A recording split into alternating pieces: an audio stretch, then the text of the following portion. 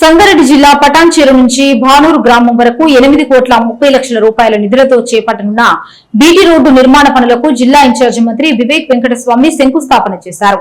ఈ సందర్భంగా మంత్రి వివేక్ వెంకటస్వామి మాట్లాడుతూ బీడీఎల్ భానూరు కార్మికుల హౌసింగ్ సొసైటీకి స్థలం కేటాయించాల్సిన అవసరం ఉందన్నారు.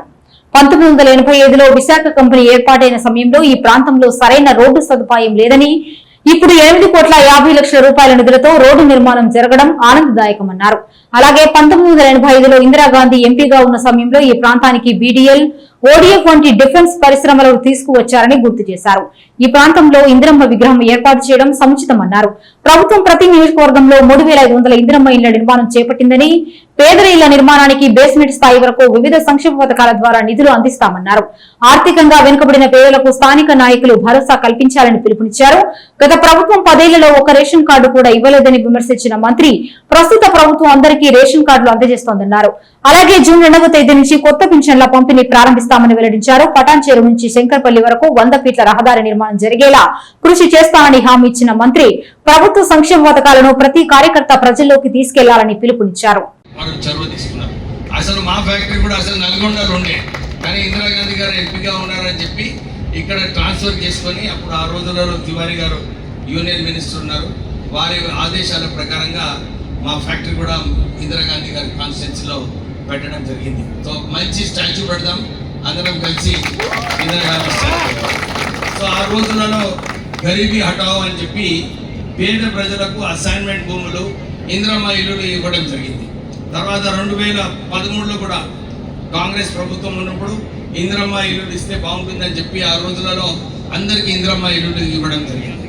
మళ్ళీ ఈసారి మేనిఫెస్టోలో పెట్టి రేవంత్ రెడ్డి గారు లేదు ఏది ఏమైనా కానీ ఈ ఇందిరమ్మ ఇల్లులు అన్ని చోట్ల కూడా మంచిగా కట్టాలని చెప్పి ఒక్కొక్క నియోజకవర్గంలో 3,500 ఇందిరమ్మ ఇల్లులు శాంక్షన్ కావడం జరిగింది. మనం ప్రజలకు మేలు అయ్యేలాగా నిర్ణయాలు తీసుకోవడం జరిగింది. సో నేను అందరికీ కోరేది ఏంటంటే, ఎవరైతే నిజంగా సుమత లేదో వారికి కొంచెం కాంట్రాక్టర్లతో, నేను కలెక్టర్ గారు మీరు చొరవ తీసుకోవాలి, కాంట్రాక్టర్తో మాట్లాడి కొద్దిగా బేస్మెంట్ లెవెల్ వచ్చే వరకు వారికి సాయం చేస్తే వారికి తగ్గిన ఇళ్ళని అన్నీ కూడా కట్టుకుంటారు. కొద్దిగా దాంట్లో అవుట్ ఆఫ్ ద వే పోయి కొద్దిగా చొరవ తీసుకుంటే ఈ ఇందిరమ్మ ఇల్లులు అన్నీ కూడా పూర్తిగా కావచ్చు. చాలా చోట్ల కూడా, ఎందుకంటే నేను మొన్న సిద్దిపేటలో పోయి కొన్ని ఇందిరమ్మ ఇల్లులు అక్కడ గృహప్రవేశం చేయడం జరిగింది. మా కాన్స్టిట్యూన్సీలో కూడా చేసుకున్నప్పుడు చాలా చక్కగా కట్టుకుంటున్నాడు.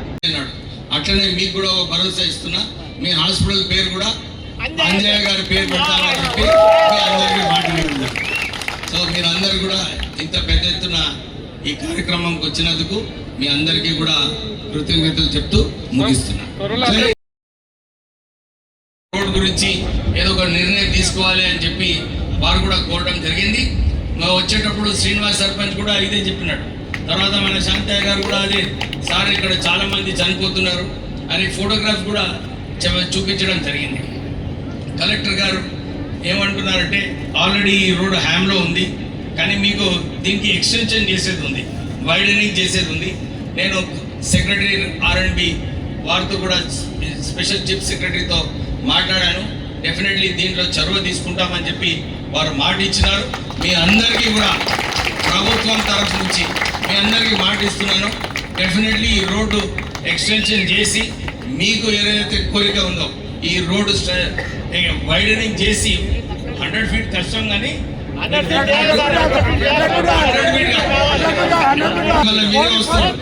మీ కోరిక మేరకు 100 ఫీట్ రోడ్ ప్రపోజ్ చేస్తా చేసుకుందాము.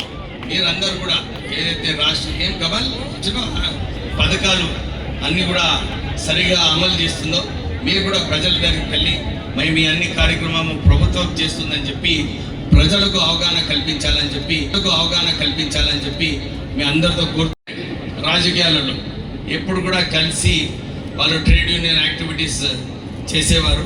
సో ఈరోజు వచ్చి అజయ్ గారిని గార్లెండ్ చేయడము చాలా సంతోషం అనిపించింది. పోయిన May 1 రోజు కూడా సంజీవ్ రెడ్డి గారితో కలిసినప్పుడు మా నాన్నగారు, ఎందుకంటే వాళ్ళందరూ కలిసి ట్రేడ్ యూనియన్ కార్మికుల గురించి కొట్లాడారు. ఇప్పుడు బీడీఎల్ నుంచి కూడా మా సోదరులందరూ కూడా మాకు హౌసింగ్ సొసైటీకి ల్యాండ్ కావాలని చెప్పి కోరినప్పుడు నాకు అనిపించింది దీన్ని ఈ డిమాండ్ ఏదైతే చేస్తున్నా అది చేపించాలి ఎట్లనన్నా. కానీ అదే చెప్పాను కలెక్టర్ గారికి, చూడండి ఏం రూల్ ఉంటుందో, ఏపీఐసి టీజీఐసి ఇవ్వచ్చా లేకుంటే బీడిఎల్ వాళ్ళు ఇవ్వచ్చా. ఎందుకంటే అంజిరెడ్డి గారు చెప్పాను, ఈ సెంట్రల్ మట్టుకి లోకల్ వాళ్ళ భూములు చాలా ఎక్కువ తీసుకుంటారు. ఎప్పుడు రాష్ట్ర ప్రభుత్వం నుంచి 100 ఎకరాలు అవసరం ఉంటే 200 ఎకరాలు తీసుకుంటారు. సో మీరు దాంట్లో నుంచి కొంచెం హౌసింగ్కి కూడా కేటాయిస్తే బాగుంటుంది. ఇంకొక విజ్ఞప్తి మీకు, ఎందుకంటే ఈ కార్పొరేట్ సోషల్ రెస్పాన్సిబిలిటీ ఏదైతే ఉన్నదో ఈ సెంట్రల్ గవర్నమెంట్ అండర్టేకింగ్స్ అన్నీ కూడా ఇక్కడ ఇప్పుడే ఈ రోడ్ ఏదైతే విశాఖ రోడ్ నుంచి శంకర్పల్లి పోతుందో, నేను 1985లో ఈ పటంచెరులో యల్మల గ్రామంలో అక్కడ విశాఖ ఫ్యాక్టరీ పెట్టినప్పుడు రోడ్డు లేకుండే. అయితే పటంచెరు నుంచి అక్కడ వరకు ఆ రోజులలో R&Bతో చర్చించి ఆ రోడ్డు వేయించడం జరిగింది. సో నాకు ఈరోజు 8.5 కోట్లతోనే ఇంకా శంకర్పల్లికి పోతుందంటే చాలా సంతోషంగా ఉంది. ఎందుకంటే ఆ రోజులలో లేకుండే శంకర్పల్లికి లింక్ అక్కడ నుంచి మళ్ళీ నాగులపల్లి నుంచి అన్నా లేకుంటే మన పడెచ్చరు వచ్చి శంకర్పల్లి పోతుంటే. సో 8.5 కోట్లతోనే ఈ పనులు ప్రారంభం ఇచ్చినారు. ఇప్పుడే మా చైర్పర్సన్ గారు చెప్పినట్టు రేవంత్ రెడ్డి గారి ప్రభుత్వము, కాంగ్రెస్ పార్టీ ఏదైతే ప్రజాపాలన అని చెప్పి అన్ని ప్రజలకు మేలు అయ్యే కార్యక్రమాలు ఏదైతే తీసుకున్నారో 200 యూనిట్లైనా కానీ, ఇప్పుడే ఇందిరమ్మ హౌసింగ్